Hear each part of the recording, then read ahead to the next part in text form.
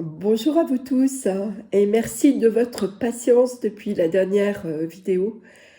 Voilà, j'ai moi aussi des nettoyages importants qui passent beaucoup par la gorge, les sinus, les bronches. J'ai encore une voix un peu de canard, mais je décide voilà, de partager ce moment avec vous aujourd'hui parce que j'ai des choses à vous dire et puis que ça me manque aussi de ne pas avoir enregistré voilà, depuis un petit bout de temps.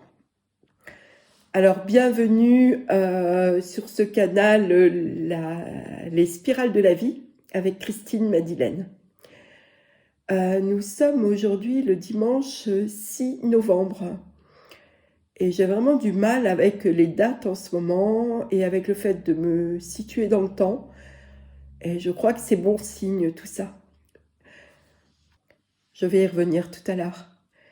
J'ai envie aujourd'hui de vous parler de ce qu'on appelle s'élever, ce qu'on appelle le point zéro, ce qu'on appelle l'ego.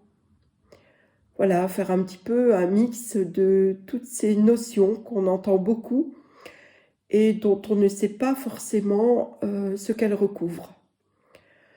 Comme je vous l'ai dit dans ma précédente vidéo, je me méfie des mots MOTS employés à tort et à travers. En effet, les paroles, le verbe, ont une vibration. Et cette vibration, comme toutes les vibrations, se propage partout, soit d'une manière élevante, soit d'une manière qui fait baisser nos fréquences, notre état vibratoire. Alors, s'élever, changer de dimension, ascensionner, qu'est-ce que ça veut dire? Je vais vous donner ma compréhension. Et bien évidemment, ne prenez en compte ce que je dis que si cela résonne en vous. Je n'ai pas la prétention d'avoir la vérité. C'est ce qui est juste pour moi à l'heure où je vous parle. Et voilà, chacun a son libre arbitre. Chacun prend la responsabilité de ce qui lui convient ou pas. Et c'est très, très, très important.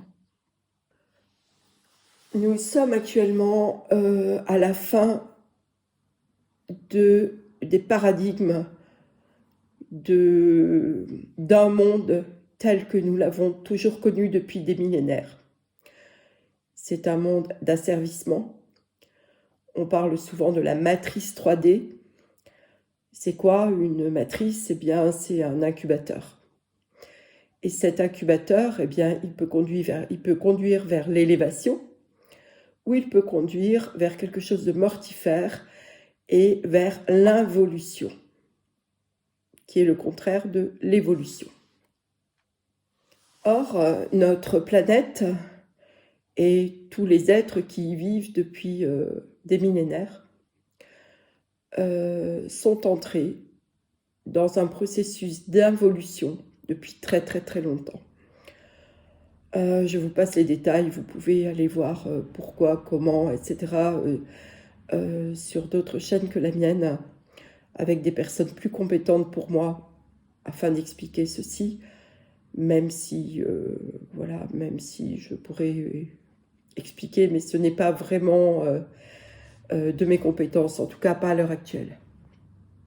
Donc il y a très très très longtemps, il y a eu ce qu'on appelle dans la Bible la fin du paradis sur terre. Il faut bien prendre cela comme une allégorie avec cette histoire de pommes et d'Adam et Ève. Ce qu'il faut comprendre, c'est que nous étions avant dans l'unité, dans l'harmonie, dans le être chacun complet et œuvrer pour l'harmonie du tout.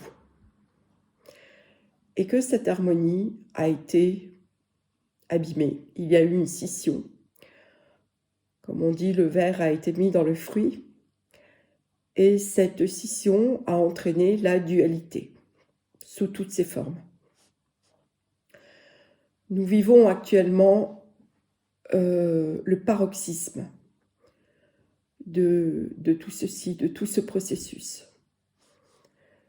Et ce qui nous est demandé à l'heure actuelle, c'est de nous rappeler que nous ne sommes pas des petits robots, que nous ne sommes pas voués à être des petits robots. Notre vie n'est pas d'être des esclaves, c'est fini tout ça. Il nous est demandé à l'heure actuelle de nous rappeler de nos origines stellaires, de nos origines divines. Quand je dis divines, c'est-à-dire que nous sommes ici sur Terre, c'est juste une partie de nous qui est là. Et ce qui est fondamental, c'est de se rappeler que nous sommes reliés à la source. Nous avons comme un cordon ombilical, un fil d'Ariane, qui nous relie à toutes les parties de nous, multidimensionnelles. Nous sommes des êtres multidimensionnels.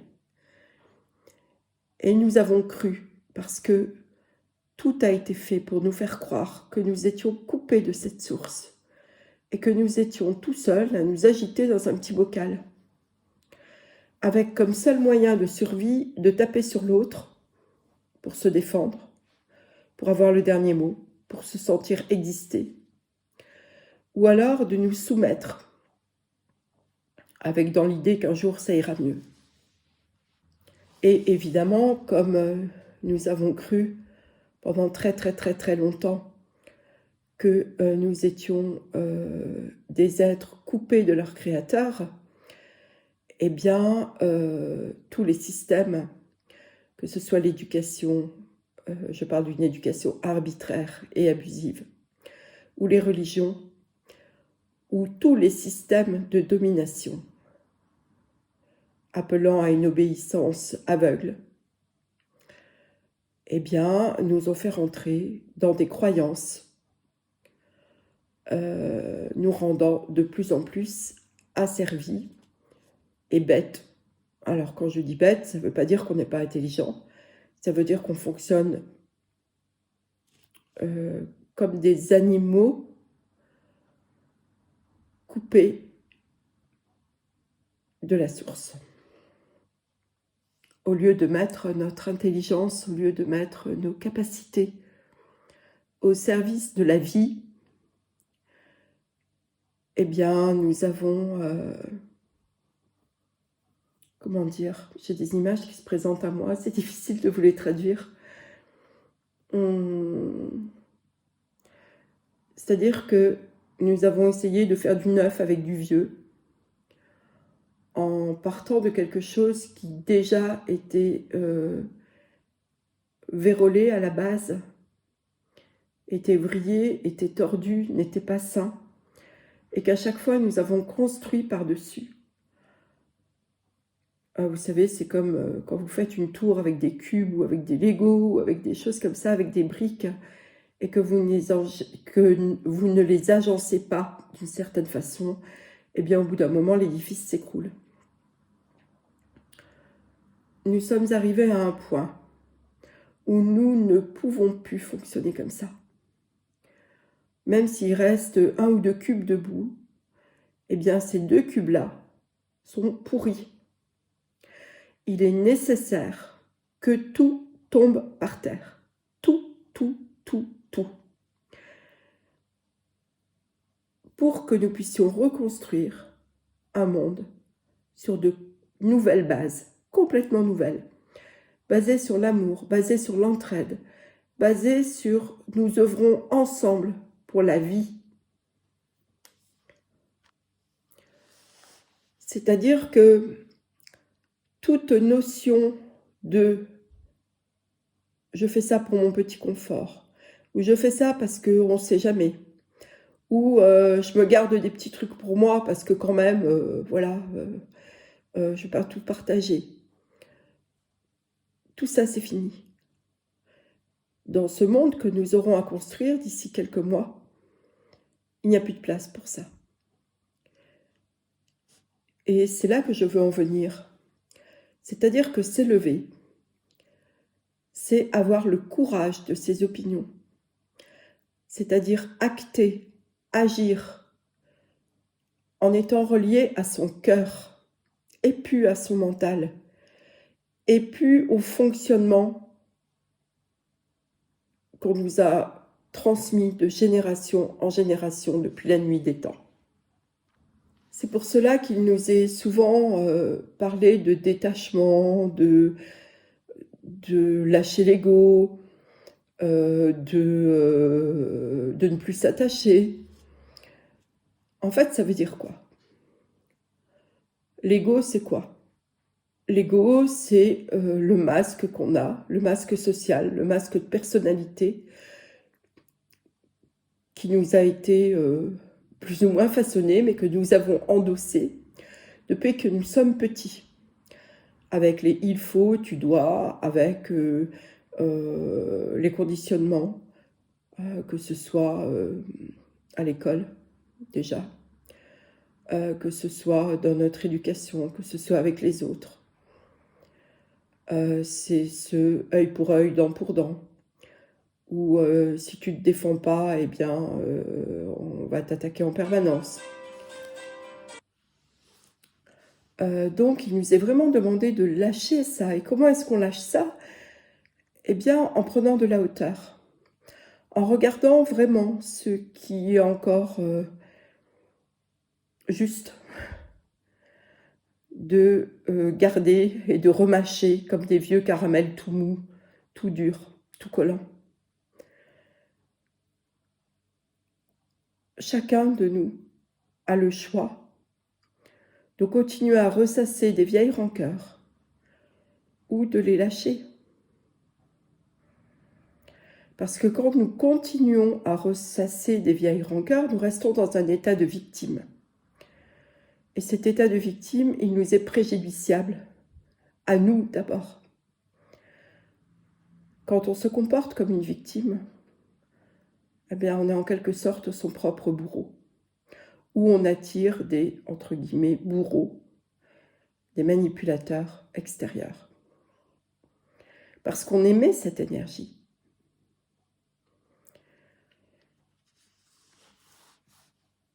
Et être dans le sauveur n'est pas bon non plus, c'est pas mieux. Être dans le sauveur, ça veut dire essayer d'aller tendre une perche à l'autre alors qu'il ne vous l'a pas demandé. Souvent, lorsqu'on est dans le sauveur, voire même toujours, c'est d'abord soi-même qu'on a à sauver, pas les autres. Donc s'élever, c'est un choix d'âme. Tout le monde ne fait pas ce choix. Et c'est ok comme ça, c'est juste. C'est correct, comme diraient les Québécois. C'est correct. Ce sont des choix d'âme. Et nous avons à respecter le choix de chacun. Nous n'avons pas à interférer. Interférer, ça veut dire prendre le pouvoir sur l'autre.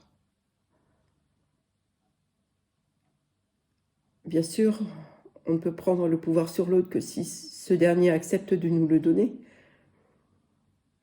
Mais qu'on prenne le pouvoir sur l'autre ou qu'on donne notre pouvoir, cela revient au même. Ça veut dire que dans ce moment-là, on n'est plus dans notre intégrité. On n'est plus en accord avec toutes les parties de nous. C'est-à-dire qu'à ce moment-là, on ne se respecte pas. S'élever, c'est décider de s'honorer à chaque instant de la vie. Nous sommes incarnés, nous sommes sur Terre, nous sommes dans un corps, nous sommes dans un monde avec du matériel.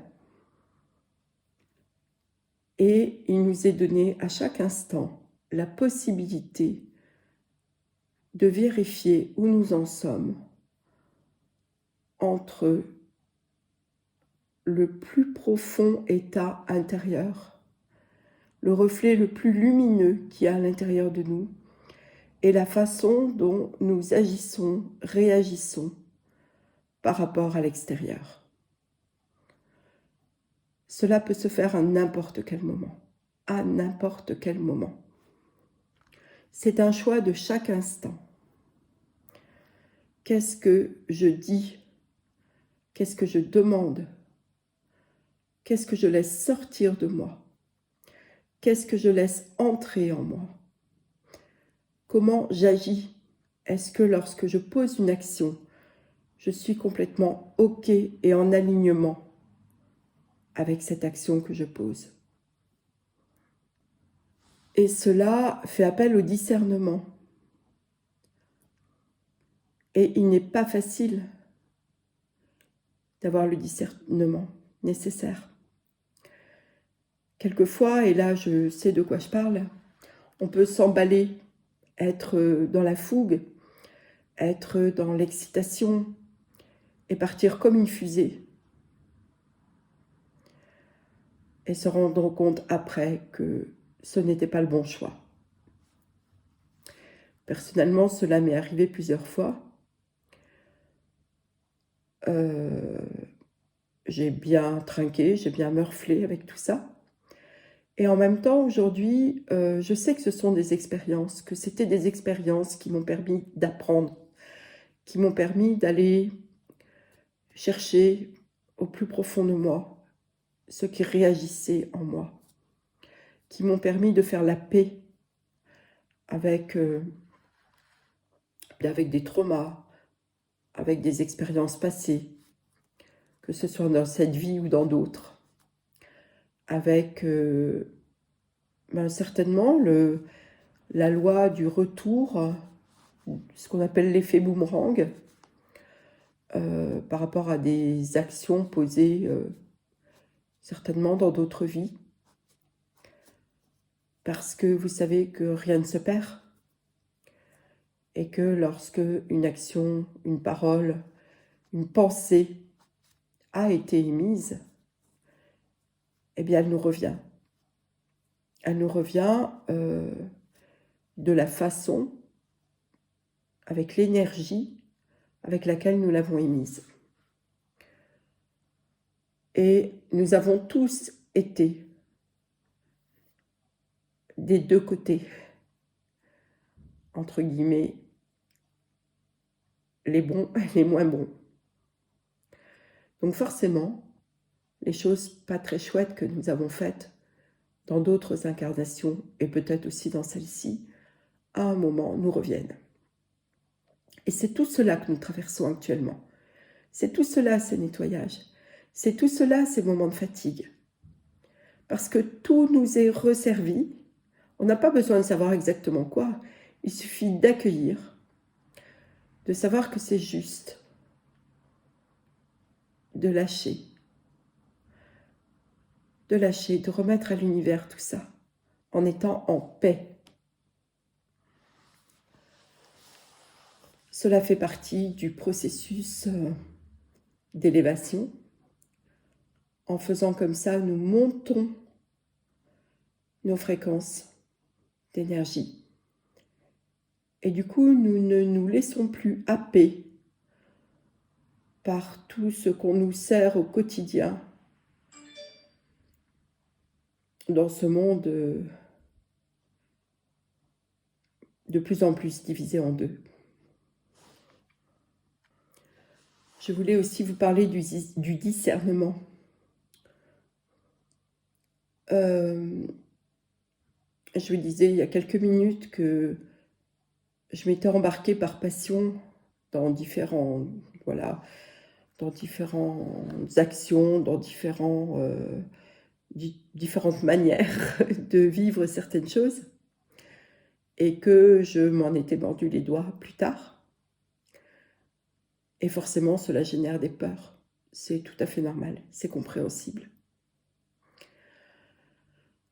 Une fois qu'on a compris tout cela, y compris que ce sont des retours de manivelle, et qu'on a lâché, et qu'on a accepté, qu'on a accueilli, qu'on a accepté, qu'on a lâché, alors on peut se comporter autrement. J'ai l'habitude, en tout cas c'est quelque chose que je dis souvent aux personnes que j'accompagne dans leur développement, Je parle souvent d'un double cadre. Alors, ce n'est pas un cadre rigide. Vous prenez par exemple l'image d'une cellule. Elle a un noyau, elle a son cytoplasme.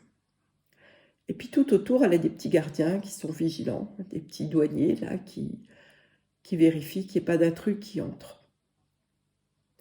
Et c'est l'intérieur de la cellule qui va décider qui elle laisse rentrer ou pas. En tout cas, dans l'image que j'en ai. Je ne suis pas scientifique. Eh bien, il arrive que cette membrane, avec ses petits douaniers tout autour, ne soit pas toujours au meilleur de sa forme. C'est-à-dire que lorsque nous avons vécu des traumas, même si nous avons réparé ces traumas, eh bien, certes, nous avons appris, donc nous sommes riches de ces expériences, mais il y a des cicatrices quand même. Et quelquefois, nous ne sommes pas encore tout à fait réparés, et quand ça vient frapper là où il y a eu des trous, là où il y a eu des intrusions, là où on a eu des traumas, eh bien, quelquefois, on ne sait pas trop comment faire. Alors, ce que je conseille souvent aux personnes que j'accompagne, c'est de mettre une deuxième bouée autour, un deuxième cercle, ou je sais pas, un deuxième cadre, vous appelez ça comme vous voulez. Et l'espace entre ces deux cadres, c'est le vôtre. Cet espace, il est pour vous. Il va vous permettre de vous poser, il va vous permettre de ressentir, surtout pas de réfléchir, hein, mais de ressentir, de vous poser dans votre cœur, de demander des confirmations à l'univers, sous forme de synchronicité, de sentir ce qui est juste ou pas pour vous, de le ressentir du plus profond de vous, avant de vous engager. Et comme je le mentionnais tout à l'heure, c'est une affaire de chaque instant. Cela demande de la vigilance. Et encore une fois, ce n'est pas le mental qui va contrôler, ce n'est pas l'ego, ce n'est pas la personnalité. C'est ce que vous ressentez au niveau de votre cœur. Votre mental doit être au service de votre cœur. Or, nous avons été programmés pour que ce soit le contraire. C'est la raison pour laquelle il est important que cela devienne notre état de veille permanent. Fonctionner avec notre cœur. Et garder notre cerveau et notre ego pour aller faire les courses, ne pas oublier sa liste de courses, comme cela m'arrive régulièrement. Se rappeler où on a mis les clés de sa voiture. Voilà.